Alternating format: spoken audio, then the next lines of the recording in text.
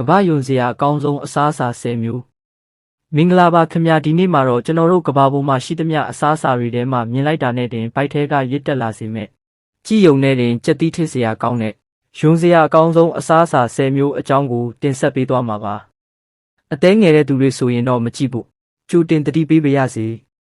Keju Marju လောက်လန်းပါတော့တင်ခဲပထမဆုံးတစ်ခုကတင်တော်တော်လေးအသေးရစရာကောင်းပါတယ်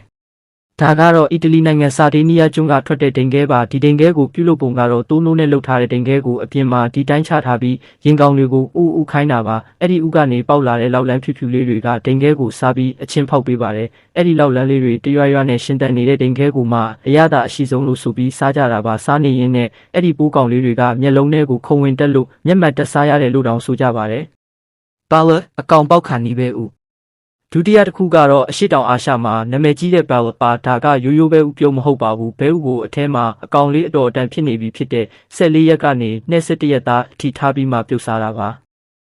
ဥခုံကိုခွာလိုက်တဲ့အခါအထဲမှာဘဲပေါက်လေးရဲ့နှုတ်သီးအယိုးနုနဲ့အမွှေးနုလေးတွေကိုအတိုင်းသားမြင်ရမှာဖြစ်ပြီးအဲ့ဒီအကောင်လိုက်ကြီးကိုဝါစားကြတာဖြစ်ပါတယ် Surströmming နန်ဇော်နေသောငါးတစ်တာ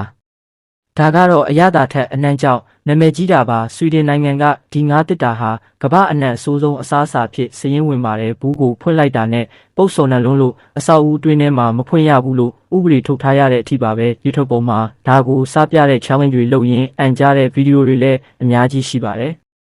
Century Egg အနှစ်1000ပဲဥတရုတ်နာမည်ကတော့အနှစ်1000ဆိုပေမဲ့တကယ်တော့လအနေငယ်ကြအောင်မြုပ်ထားတာပါဘဲဥကိုရွှွန်စေးပြစားလို့နဲ့နေပြီးလပေါင်းများစွာထားလိုက်တဲ့အခါဥရဲ့အဖြူသားကမဲမောင်ပြီးဂျယ်လီလိုဖြစ်သွားပါတယ်အနှစ်ကတော့စိမ့်ပုတ်ပုတ်ရောင်ပြောင်းသွားပြီးအနံကတော့ဆာဖာနန်ကြက်ဥပုံနံလိုမျိုးအလွန်ပြင်းထန်ပါတယ် Fried Tarantulas ပင်ကူနဲ့ကြော်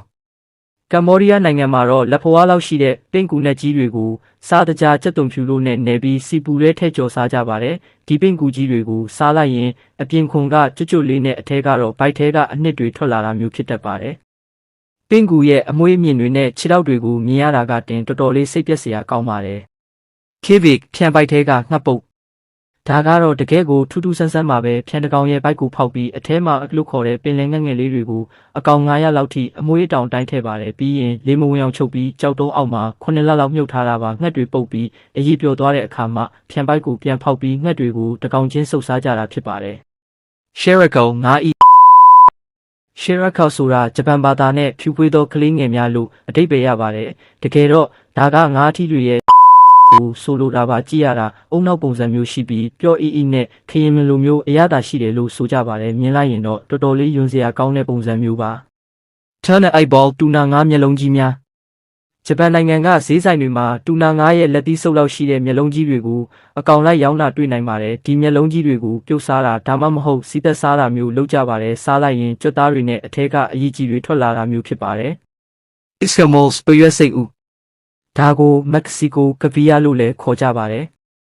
ဒါပေမဲ့ဒါကငါးဥမဟုတ်ပါဘူးအနေရရှိတဲ့ပရွက်စိတ်နဲ့ကြီးတွေရဲ့ဥနဲ့ပိုးလောင်းတွေဖြစ်ပါတယ်မြင်ရတာကတော့ပဲစိမ့်ငုံဖြူဖြူလေးတွေနဲ့တူပေမဲ့ပရွက်စိတ်ဥတွေမှန်တိသွားတဲ့အခါလူတော်တော်များများစားဖို့ဝင်လေးသွားတတ်ကြပါတယ် Bat soup လင်းနို့စွပ်ပြုတ်နောက်ဆုံးတစ်ခုကတော့လင်းနို့စွပ်ပြုတ်ပါလင်းနို့ကိုအကောင်လိုက်ကြီးအတောင်ပံအမွှေးအမြင်နဲ့ခေါင်းအတိုင်းဟင်းရည်အိုးထဲထည့်ပြုတ်ထားတာပါပကံထဲမှာလင်းနို့ကြီးကကိုယ့်ကိုပြန်ကြည့်နေတယ်လို့မျိုးခံစားရမှာဖြစ်ပြီးဒါဟာယောဂပိုးမွှားတွေပြန့်ပွားနိုင်ခြေအရှိဆုံးအစားအစာဖြစ်လဲသတ်မှတ်ခံထားရပါတယ်ကဲအခုပြောပြသွားတဲ့10မျိုးထဲမှာတငယ်ချင်းတို့အနေနဲ့ဘယ်စားအစာကိုအဆိုးဆုံးလို့ထင်ပါသလဲ